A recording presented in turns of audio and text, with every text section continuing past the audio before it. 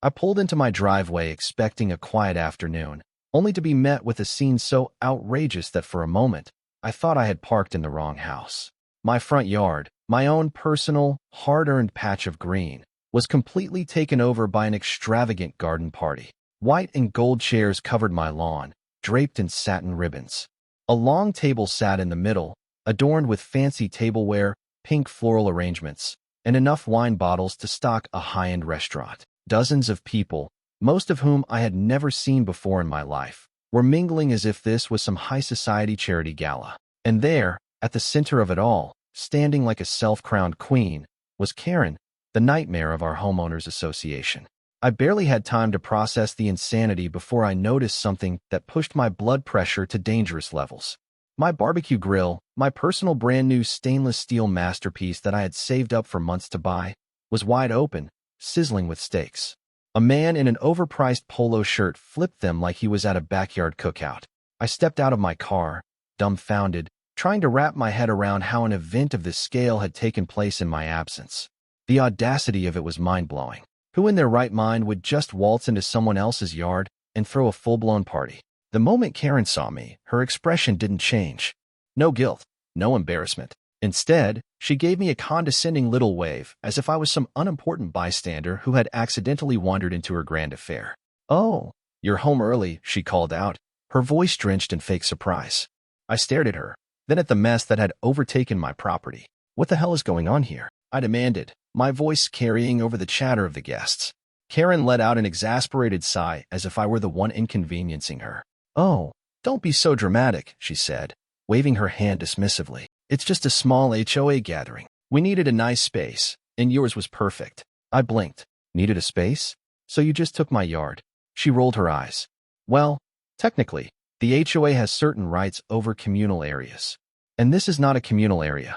This is my property," I snapped, cutting her off. Karen gave me a pitying look, like I was some clueless fool who didn't understand the world. "Oh, sweetie, I don't expect you to know all the HOA bylaws, but this is for the good of the neighborhood.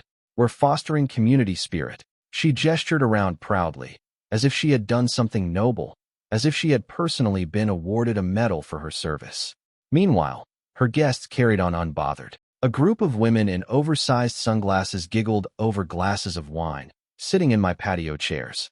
A couple of kids ran through my flower beds, trampling the tulips I had planted with my own hands. And worst of all, a small group of men whom I didn't recognize were standing next to my locked shed, talking and laughing like they belonged there. I clenched my fists, trying to keep my temper in check. "Karen, I never gave you permission for this." She sighed dramatically, as if she was growing tired of my complaints. "Oh, don't be so rigid. It's just one afternoon, and honestly, no offense, but your yard was kind of wasted before. This really brings it to life." I took a deep breath. "I want everyone out. Now." Karen's expression hardened. "That's not how community events work, dear. The party is already in full swing. It would be incredibly rude to kick people out now." I took a step forward. "You think you can just take over my property and tell me what's rude?" Karen's expression barely wavered. "I am the head of the HOA, and I know the rules. I also know that, technically speaking, you could be fined for disrupting an approved HOA gathering." I laughed, but it wasn't out of amusement. It was the kind of laugh that comes when someone says something so ridiculous, so beyond comprehension, that your brain momentarily short-circuits. "You're threatening to fine me for kicking a bunch of uninvited strangers off my own property?" She tilted her head slightly, a smirk playing on her lips. "I wouldn't say threatening, more like reminding." I took another long look around. My grass was getting stomped down by Karen's guests. My patio furniture was being occupied like it belonged to them. Someone had set up a drink station near my porch, complete with an ice bucket, glassware, and an expensive-looking bottle of champagne. These people had brought a bartender to my house.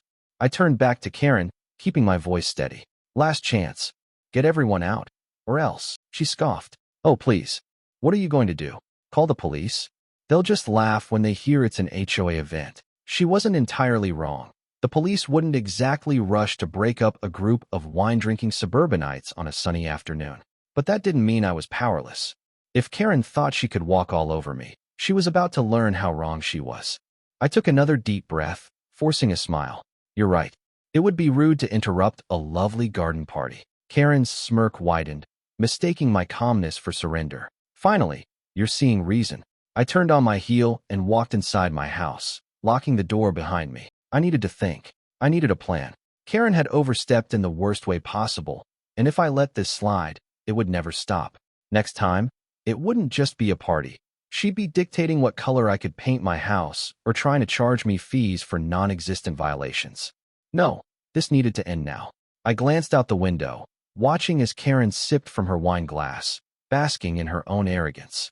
She really thought she had won, that she could trample over people just because she had a title in a glorified neighborhood club. But what Karen had forgotten, what all bullies forget, is that no one is untouchable. And when people push too hard, too far, they eventually learn that they've messed with the wrong person. Karen's smugness was like a thick fog hanging over my yard, suffocating and unbearable. She had taken over my property, dismissed my objections like I was a child whining about bedtime, and now she was sipping wine like a queen overlooking her conquered kingdom. The party was in full swing, with guests completely ignoring my presence. Laughter echoed through my yard, glasses clinked, and my once pristine lawn was getting trampled under designer shoes. The worst part? Karen knew I was angry, and she didn't care. She reveled in it. I watched as she strolled through my yard with an air of superiority, chatting with guests and flashing the occasional fake smile. Every time she made eye contact with me, she gave me that infuriating look, the kind that said, "Poor thing, you don't understand how the world works." I clenched my jaw and forced myself to remain calm. Bursting into a full-blown argument now wouldn't solve anything. I needed to wait, watch, and strike when the moment was right. Karen had turned this into a spectacle. The decorations, the catering, even the makeshift stage they had set up near my patio. This wasn't just a small gathering. It was an event that she had planned meticulously. The thought that she had spent time and effort organizing this on my property, without a second thought about my consent, made my blood boil. But it also told me something important. She was invested in this. This wasn't just a casual meeting. This was her moment to shine, to show off her so-called leadership in the community. That meant she had something to lose. A group of HOA regulars sat at one of the long tables, chattering loudly about neighborhood affairs. I overheard snippets of conversation, arguments over fence heights, complaints about someone's car being too old for the neighborhood aesthetic, passive-aggressive remarks about a house that still had Christmas lights up in March. It was all so trivial, so exhausting. And yet, these were the people who wielded power over the community, people who had bought into Karen's nonsense, people who believed that dictating how others lived gave them some kind of importance. Near my shed, another group of men stood around, one of them leaning casually against it like he owned the place. One of them, a stocky guy with an expensive-looking watch, was waving a glass of whiskey while telling a loud story about some lawsuit he had won. His voice carried over the yard, blending with the sounds of clinking glasses and background music. I had no idea who these people were, but they were treating my backyard like it was a high-end country club. A woman in an oversized hat wandered up my porch steps and peeked inside my house through the window, cupping her hands to block the glare.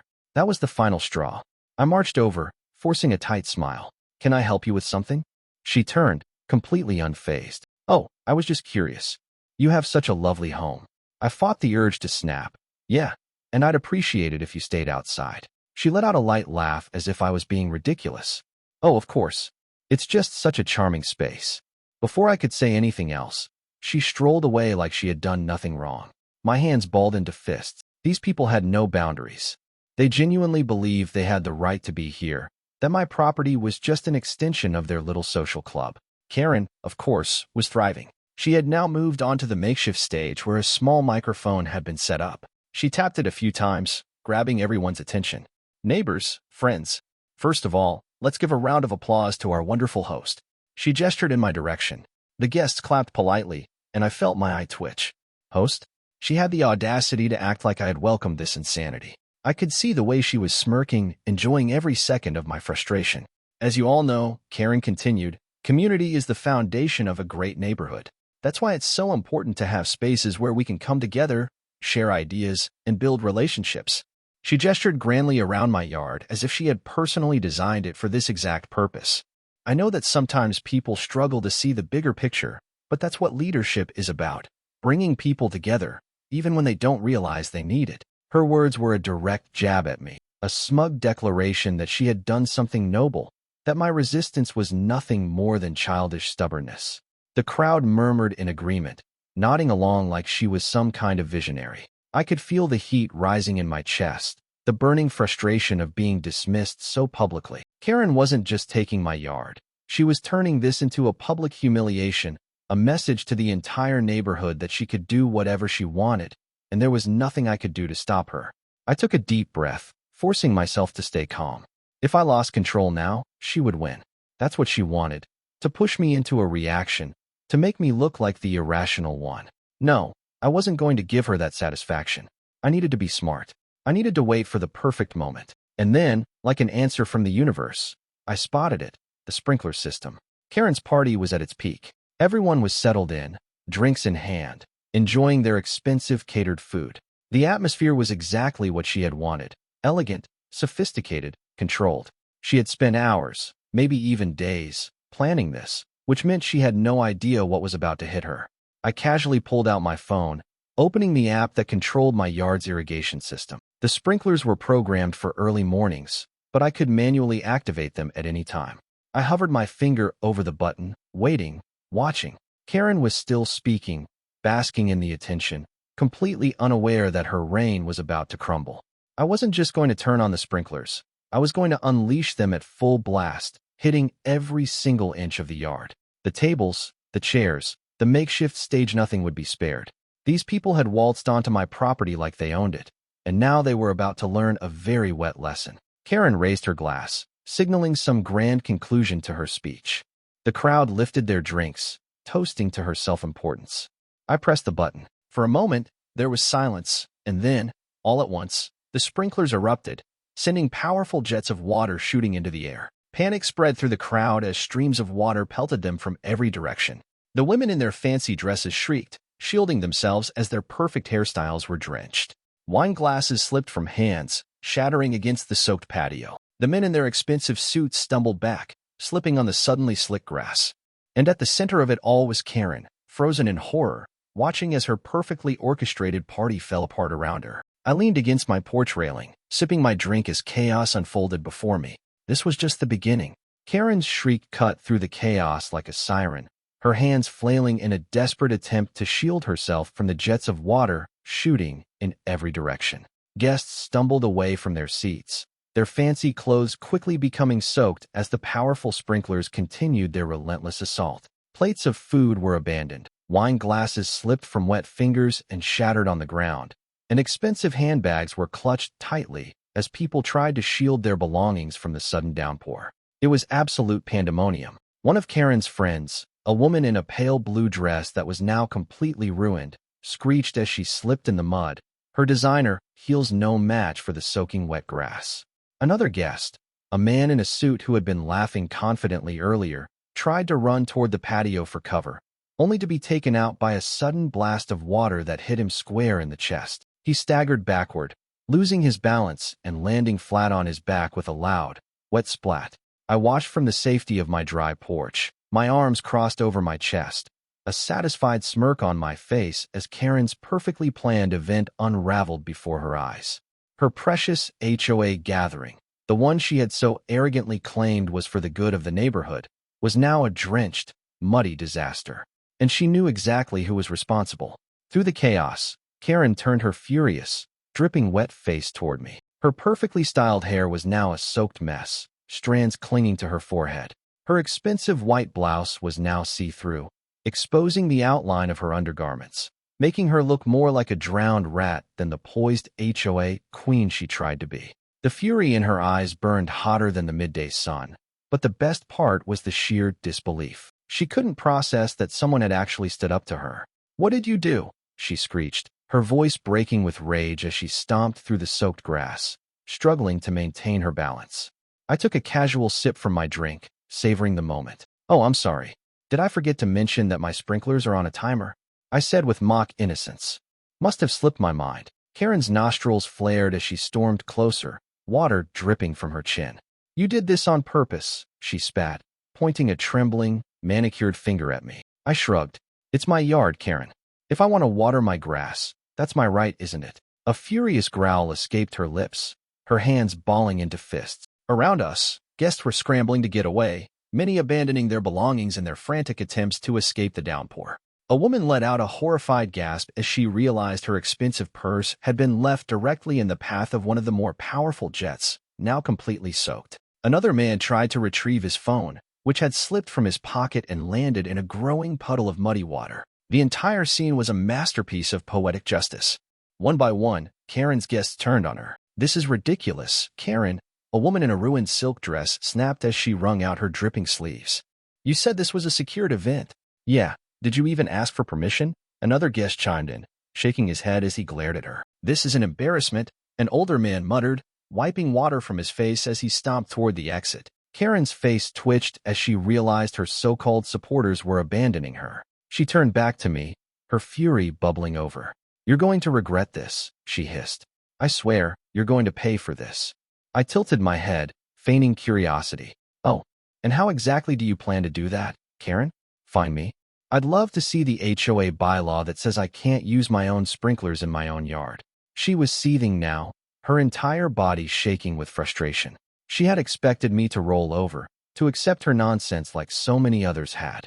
But now, standing there drenched and humiliated in front of her entire social circle, she realized she had miscalculated. With nothing left to say, Karen let out a frustrated scream and turned on her heel, stomping toward the exit. But her soaked heels had other plans.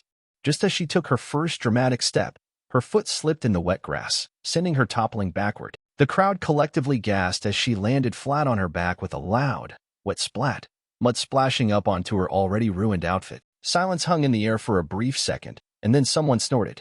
Another person let out a stifled laugh, and before I knew it, full-blown laughter erupted through what was left of the party. Karen, the all-powerful HOA tyrant, the self-proclaimed queen of the neighborhood, was sprawled out in the mud, soaking wet and utterly defeated. She scrambled to get up, her hands flailing in the slippery grass, but her struggle only made the laughter grow louder. Finally, she managed to get to her feet, her face burning red with fury and humiliation.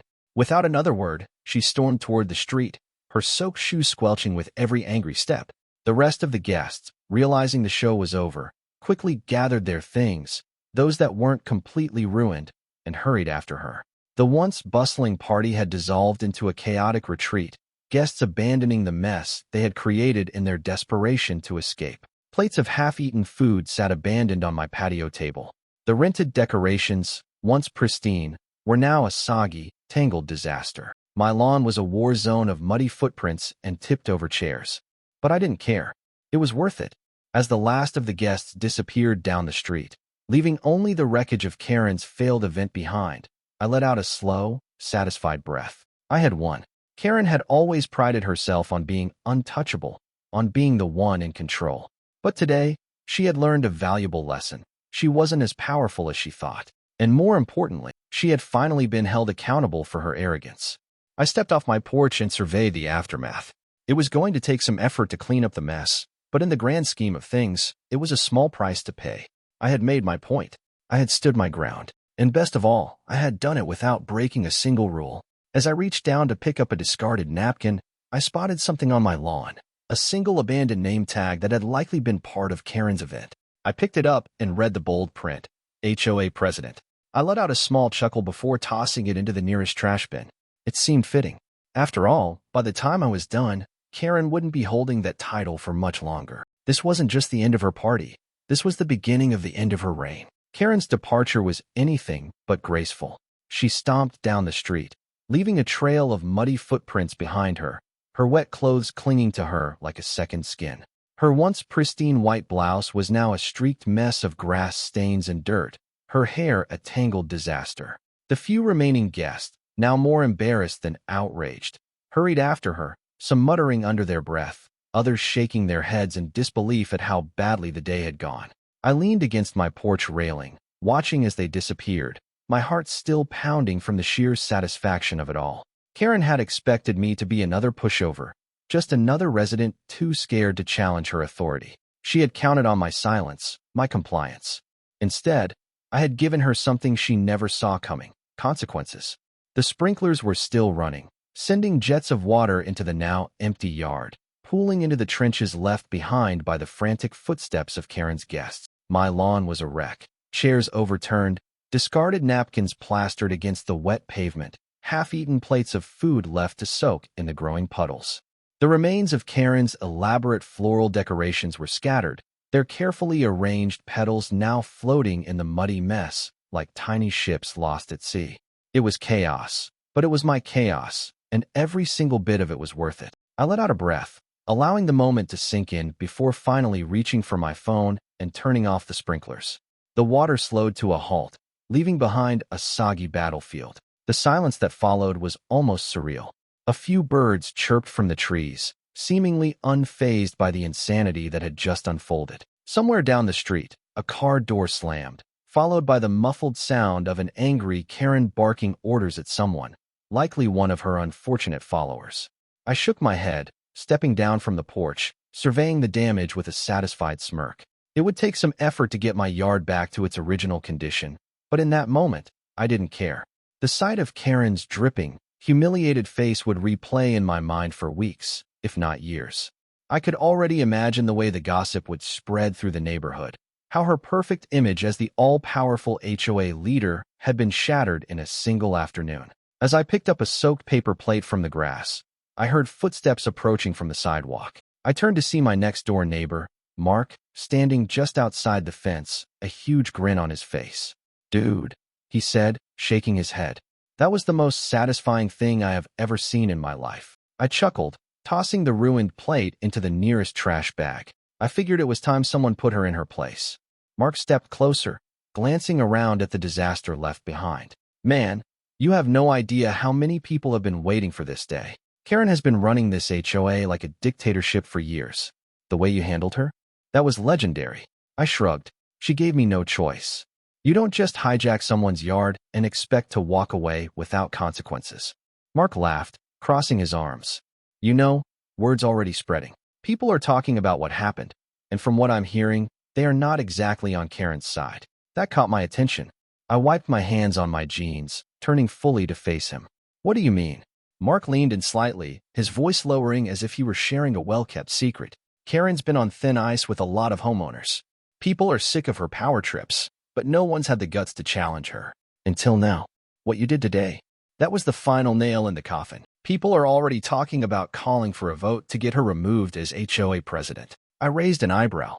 I hadn't expected that. Sure, I wanted to humiliate Karen, to make her regret ever messing with me, but the idea that I might have started a movement against her? That was an entirely different level of victory. "She's not going to go down without a fight," I said, more to myself than to Mark. Mark smirked. "Maybe. But after today, she's lost her biggest weapon, fear. People aren't scared of her anymore. They've seen her humiliated, and now they know she's not as untouchable as she pretends to be." I nodded, processing his words. The thought of Karen losing her position, her authority crumbling beneath her, was almost too good to be true. But deep down, I knew he was right. Her power had never come from actual rules or authority. It had come from intimidation, from making people believe she was in control. And now, that illusion was gone. Before Mark could say anything else, another voice called out from across the street. "Hey." I looked up to see an older woman, Mrs. Henderson, standing on her porch with a delighted smile. "That was the best entertainment I've had in years. Let me know if you ever need help running for HOA president. I'd vote for you in a heartbeat." I laughed, shaking my head. "I think I'll pass on that, but thanks." She winked. "Just let me know when the next Karen Sprinkler show is happening. I'll bring popcorn." More neighbors passed by, some waving, others giving me approving nods as they walked their dogs or watered their plants. It was strange, seeing how quickly the tide had shifted. Just hours ago, Karen had stood in my yard, basking in her own self-importance. Now, she was the one being whispered about, the one being laughed at. I finished cleaning up what I could and headed back inside, finally letting myself relax. The adrenaline was wearing off, replaced by a deep sense of satisfaction. Karen would no doubt try to retaliate, but it didn't matter. She had already lost. Later that evening, as I sat on my couch scrolling through my phone, a notification popped up in the neighborhood group chat. I clicked on it, my eyes widening as I read the latest messages. Karen was already in damage control mode, trying to spin the disaster as an unfortunate accident and painting herself as the victim of an unexpected equipment failure in my yard. But it wasn't working. The comments were ruthless. "Maybe next time ask before you throw a party in someone else's yard. Karma is a beautiful thing." I think we should start discussing a new HOA president, just saying. The more I scrolled, the more it became clear Karen's grip on the neighborhood was slipping. And for the first time in a long time, people weren't afraid to say it. I leaned back, a satisfied smile tugging at my lips. This wasn't just a victory. This was the beginning of something much bigger. Karen had spent years making people feel powerless, forcing her rules and demands on everyone without consequence. But today, she had finally faced one. And something told me she wasn't going to be the HOA president for much longer. The aftermath of Karen's disastrous garden party spread through the neighborhood like wildfire. By the next morning, I couldn't even step outside without catching bits and pieces of conversations about what had happened. The HOA queen had been dethroned, at least in the eyes of the people. I walked out onto my porch, stretching as the cool morning air hit my skin. A few neighbors were already out and about, some walking their dogs, others tending to their lawns. Every single one of them had something to say. A passing jogger gave me a thumbs up as he ran by. Another neighbor, a man I had only spoken to in passing before, raised his coffee mug in a silent salute. "You really did it," Mark said, stepping up from his yard next door, a smirk on his face. "Karen's still trying to spin the whole thing as some malfunction of your property, but nobody's buying it." I chuckled, shaking my head. "She actually thinks people are dumb enough to believe that?" "She's desperate," Mark said, leaning against the fence. "She's scrambling to hold on to what little control she has left, but it's slipping through her fingers." It was almost sad. Almost, but not quite. I looked out at my yard, which was still in recovery from the chaos. Some of the grass was flattened, the once perfectly trimmed edges now uneven, and a few pieces of Karen's abandoned decorations still clung to my bushes. But all of that could be fixed. The damage to Karen's reputation? That was permanent. Later that afternoon, I checked my phone and saw another update in the neighborhood group chat. The topic was clear as day. HOA president vote. Time for a change? I opened the thread, scanning the comments. The response was overwhelmingly in favor of removing Karen from her position. Been waiting years for this moment. She's abused her power for too long. It's time we take back control. I say we call an official vote. Who's with me? The messages piled in, one after another. The consensus was obvious. Karen's time was up. As if on cue, my doorbell rang. I already had a feeling who it was before I even reached for the handle. I pulled the door open, and there she was. Karen, standing on my porch, her arms crossed, her expression a tight mask of forced calm. But beneath it, I could see the ill-contained rage. "We need to talk," she said, her voice clipped. I leaned against the doorframe, folding my arms. "Oh, about what? How you trespassed on my property, threw a party without my permission, and then got humiliated in front of the entire neighborhood." Karen's jaw tightened. "You think you're funny, don't you?" "A little," I admitted with a smirk. She exhaled sharply, gripping her purse like she was trying to crush it. "Look, I'm willing to put all of this behind us. You had your fun, you made your little point, but things are getting out of control. There are people talking about removing me as HOA president. That's not good for anyone." I raised an eyebrow. "Not good for who?" "You." "For the community," she snapped, but her voice wavered. "We need strong leadership. Without me, this neighborhood will fall into chaos." I laughed. "You mean people might actually get to make decisions without you dictating everything?" Her nostrils flared.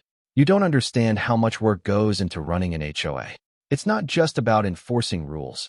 It's about maintaining property values, keeping the neighborhood in order." I sighed. "Karen, I think you're missing the point. People don't want you in charge anymore. They are tired of the way you run things. This isn't just about me. It's about everyone." She took a step forward, lowering her voice. "I know you have influence now. People are listening to you. If you tell them to back off, they will." I shook my head. "Not happening." Karen's face twisted in frustration. "I should have had you fined for what you did yesterday. I should have made sure you paid for ruining my event." I smirked. "And yet, here you are, asking for my help." For the first time since I had known her, Karen looked genuinely rattled. The confidence she always carried was gone, replaced with uncertainty. She had never been in this position before, never had to beg for support. And the fact that I was the one standing in her way was clearly driving her insane. She let out a slow breath, forcing a smile that didn't quite reach her eyes. "Fine, have it your way. But don't think for a second that this is over." I tilted my head. "Oh, I know it's not over. The HOA still has to vote, after all." Her eyes darkened, and for a moment, I thought she was going to snap. But instead, she turned sharply on her heel and marched off my porch. her heels clicking angrily against the pavement as she disappeared down the street. I pulled out my phone and opened the group chat again. More messages had come in. We need an official meeting. Let's make it happen. Karen needs to go. Enough is enough. I smiled, typing a simple response. Let's set a date. The next week, the neighborhood gathered for the meeting. Karen showed up, of course, still trying to salvage what little power she had left. She made her usual speeches, trying to convince people that removing her would be a mistake. But the damage had been done. People had seen her for who she really was, and no amount of fast talking could erase that. When the vote finally happened, it wasn't even close. Karen was out. As the results were announced, she sat there in stunned silence, her face pale. It was the first time I had ever seen her speechless. But as reality set in, her expression hardened. She stood abruptly, muttering something under her breath before storming out of the meeting, slamming the door behind her. A quiet murmur spread through the room, followed by relieved laughter. People shook hands, clapped each other on the back. The weight of years of frustration had finally been lifted. Mark nudged me with his elbow. Well, look at that. The neighborhood's finally free. I chuckled. Took long enough. Over the next few days, things felt different, lighter.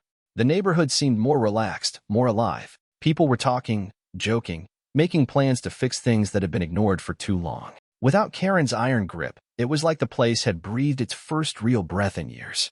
One evening, as I sat on my porch watching the sunset, my phone buzzed with another message. New HOA elections coming up. You should run. I shook my head with a chuckle. No way. I had won my battle. That was enough. As I took a sip of my drink, a familiar figure walked past my house. Karen. Her shoulders stiff, her pace brisk. She didn't look in my direction. She didn't acknowledge me at all. For the first time, she was just another neighbor. Not a queen, not a ruler, just another person walking down the street. And that was the sweetest victory of all.